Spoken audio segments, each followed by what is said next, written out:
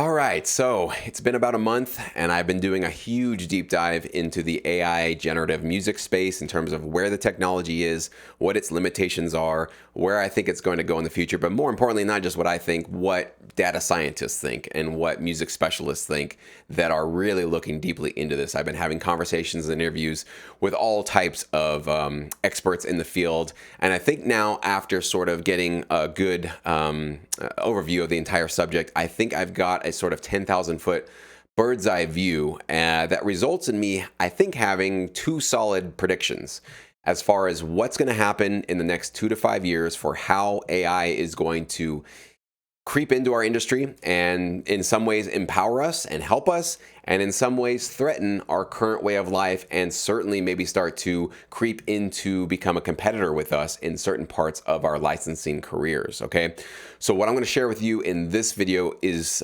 these two predictions, and not only what they are, but more importantly how we can adjust and change our strategy to move forward with it. And part of this video is me letting you guys know where I'm going to go with a lot of my content on my channel. Don't worry, I'm not becoming the AI music guy.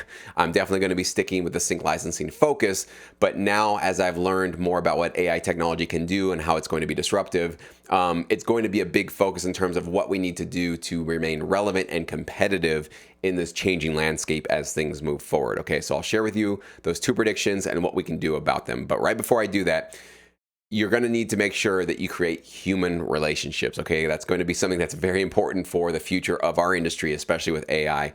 And of course, with human connections, one of the things you might want to consider joining us for is the upcoming Sync Up event. This is going to be our first in-person event in Los Angeles at a hotel right next to the LAX airport, and it's coming up on June 3rd and 4th, so less than a month away.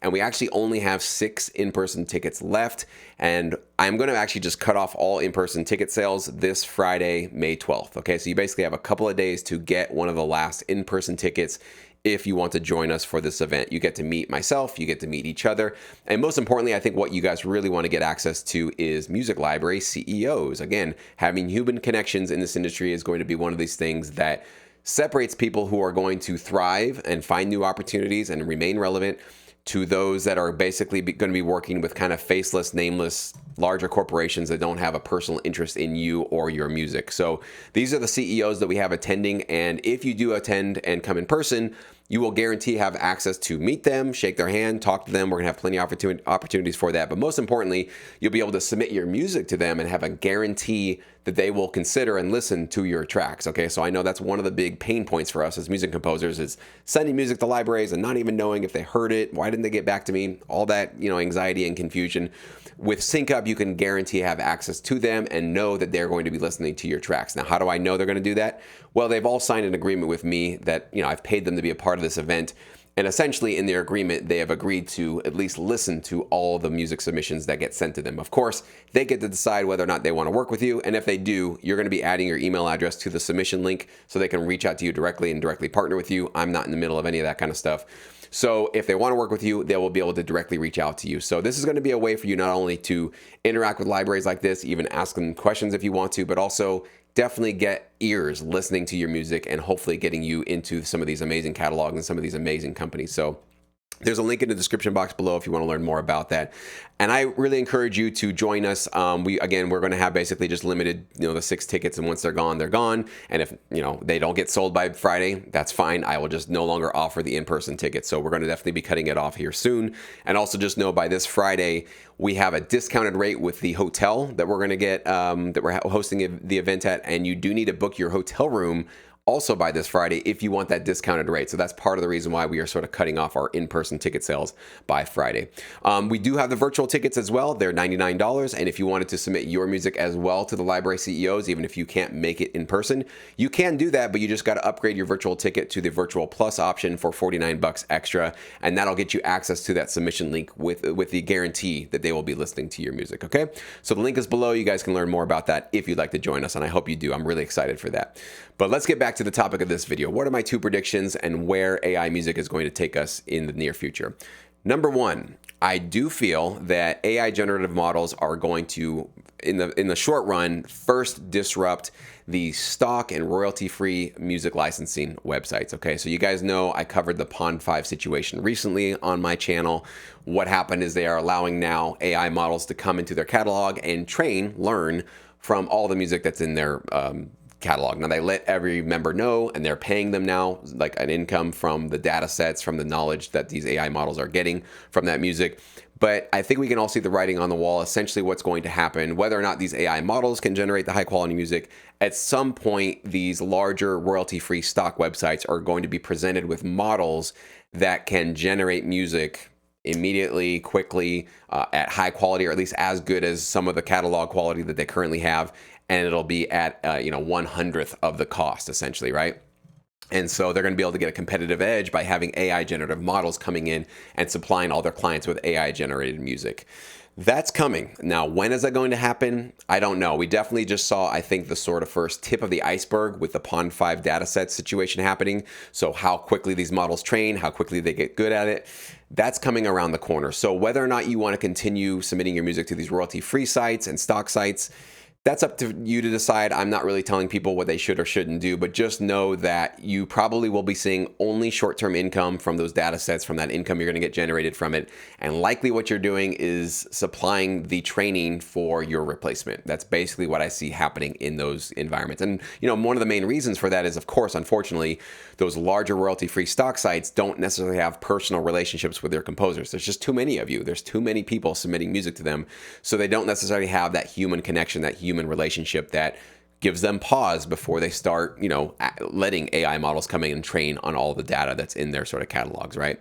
And alongside of that prediction, I think what will happen probably a few years later down the road is some of those models will get good enough that you'll start to see them encroaching into the TV film sync licensing business, especially for a lot of the background instrumental cues that we have traditionally been getting, us human composers, right?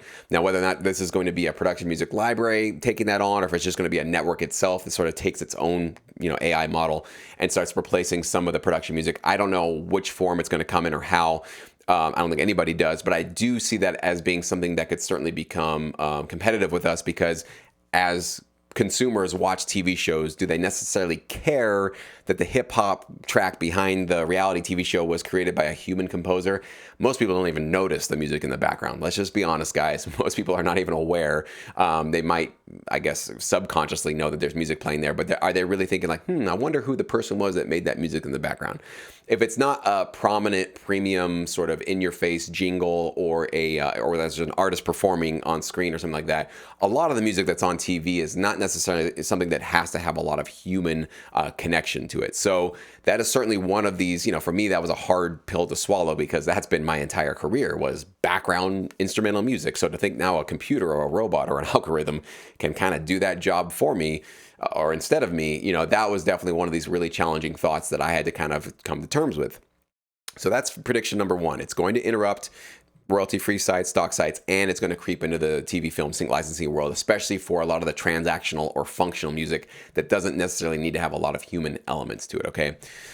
Sounds really bad, right? Where's the good news in all this? Well, prediction number two has a dual-edged prediction to it, and there's definitely still a side of it that's a little bit of a bummer, but I think I'm going to wrap up this video with the more optimistic side. So the prediction number two is that there's going to be a lot of producers and composers that do find themselves crowded out of the licensing business, just in general, okay? The stock sites for sure, and I think also in the production music library world, there's going to be a lot of producers that probably got into it in the last couple of years, especially since COVID, as this industry got more and more popular, more and more people are talking about it. There's a lot of people jumping into production music, just libraries and submitting their music out there. And just like with most bubbles, a lot of times there's just too many people getting involved, too many people throwing, average or low quality music into the thing and just wanting to create a career because it's accessible. And I think that type of producer that probably doesn't have the skill set matched for this side of the industry will find that AI will become their new competitor, and AI is going to just compete them, especially if their music is more like loop based, or they're just pulling from construction kits, or they're kind of going for things that already exist and sort of just rearranging them to make it their own, or relying heavily on kind of like, pre-made MIDI packs or drones or, anything like that, where there's just not a lot of original creativity being thrown into their music. I think there's going to be a kind of a hollowing out of our industry in the next couple of years, which is going to be sad because I know some of you guys are going to be emailing me in the future saying you're throwing in the towel and you're just done with the industry. I'm not looking forward to those emails, but I do think they're going to be coming. So what's the positive side? Well, I see an opportunity. Okay, so for those of you that are not just relying only on loops, who are not just taking pre-made music and kind of mixing it up and creating something original yourself, for those of you that are creating original melodies, original chord progressions, or at least you're interested in upping your production quality and upping your production level to kind of like rise above a little bit of the sort of the noise of all the sort of average music out there and create more human music, right? More human elements, live elements, and also using new tools. I think a lot of AI-based tools are going to help you become actually a more human composer, ironically. If you're willing to kind of step up your game, step up your quality, step up the standards you have for yourself, and of course, maybe adjust some of your strategy to what's happening in the AI world, I see golden opportunities in the future. And this is one of these trends that I see happening where AI music will become so common and so regular and all over the place that its value will become very, very small. It'd be very cheap and easy to get, and anybody can kind of get it. High quality human made music, basically you think about it now kind of like organic music, right? If you go to the grocery store, the organic section is usually the more expensive section, right? It becomes this like premium section. I see us having an opportunity to create our own organic premium style of production music. So I do see an opportunity to have an amazing future for the next few years at least. I don't know how long it'll be until an AI model can do everything that the best composer or producer can do. Who knows? Some experts say that'll never happen. Some think that'll happen sooner than later. It's anybody's guess essentially. But in the meantime, I do think that there's going to be an amazing opportunity for a few of you guys that really want to up your game and get with it. Okay, so what my promise is to you guys here on the channel and definitely in Sync Academy, this is going to be essentially what's going to summarize my focus for the rest of the year, is I want to do a couple of things. One, I want to help you guys all AI proof your music. Okay, so what does that mean? It means changing probably what you're doing right now, or at least altering what you're doing right now. Some of the advice and some of the approach that I've been offering you guys for many years, it's not relevant anymore. And I have to actually update and upgrade what I'm telling you guys to do, because what I was telling you for the last 6 years, some of it will ring true. Having those human connections, human relationships with the production music libraries definitely is one of those that will serve you well. Really glad that I've been saying that for all those years. But some other approaches to your music, and this year I've been telling you guys more and more, vocals, you got to have vocals on your tracks. I'm going to have to start to sort of, I think, direct everybody, and myself included, into a direction that creates more human elements into our tracks. So that's essentially what I'm going to be focusing on. Is I'm going to give or put together new tutorials and new sort of guides for how we can start to adjust our strategy now in the middle of 2023, so that when these AI models get really good, probably in the next 2 to 5 years, we have a catalog and a style of music and a unique approach to production music that will sort of insulate us a bit from some of the creeping approach that you're going to see from the AI models, okay? So that's going to require that we change our approach, again, use new tools, and of course, wrap our heads around basically where this technology is going to essentially drive us in the very near future. So overall, I actually see this as an amazing opportunity for some of you. I see this as probably a fork in the road, unfortunately, but I'm just being honest. I see it as a fork in the road for a lot of you guys. There's going to be quite a few of you that as you get further and further down this road, you realize it's not for me. I just don't want to compete with these AI models. I'm not really interested in learning about these new tools. I don't want to change my approach. I just like making the music that I have been making it, and that's it. I'm kind of out. And I respect that choice. I know many of you guys will make that choice, and that's all good. You guys are free to make the choice that you need to for your lives and for your career. And for the others of you, though, that feel I've got something solid to offer, I want to inject more human emotion and creativity and expression into my music, and I really want to find those opportunities that are out there, I think you guys are going to see some amazing, amazing cool stuff in the very near future. So that's what I'm going to focus on. That's where my videos are going to go. We're going to do some of those here on YouTube, but I'm really going to do the deep dives in Sync Academy. So if you're not in Sync Academy, you really should consider joining us in Sync Academy, because that's basically all we're going to be focusing on. I can think, obviously right now I'm focusing on Sync Up and making sure that event gets off the ground. But once Sync Up is done, I think that's really all my focus and effort is going to be on, is how do we sort of get ourselves ready? Because this hasn't surfaced and bubbled up quite yet to the surface of where we're at. but it's coming, right? And I want to make sure that I do my best to try to prepare you guys, along with all the amazing professionals we have in Sync Academy and Pro Feedback, to make sure that you guys are ahead of the curve. You guys got your finger on the pulse of what's happening out there. And more importantly, you're remaining relevant in this business. So I want to know what your thoughts are on this, and make sure that you guys are obviously seeing, and hopefully I'm communicating this stuff clearly, but there are times where I misspeak, or I'm kind of vague, or I don't really get it absolutely correct here. So hopefully I did a decent job of explaining to you guys where I'm at with all of this, where things are going. How do you feel at the end of this video? Do you feel more hopeless? Do you feel more bummed out about it? Do you feel hopeful? Do you feel excited? I actually just kind of want to take the temperature on where you guys are at with all of this. So that's just where I'm at in terms of today. Ask me next week. I might have a completely new opinion on it based on some new stuff that I learned. So I will be adapting and changing and evolving, obviously, with this as we move forward. But that's just where I'm at right now, and that's where I wanted to, what I wanted to share with you guys today for this video. But please do, as always, read, write, and leave your comment below.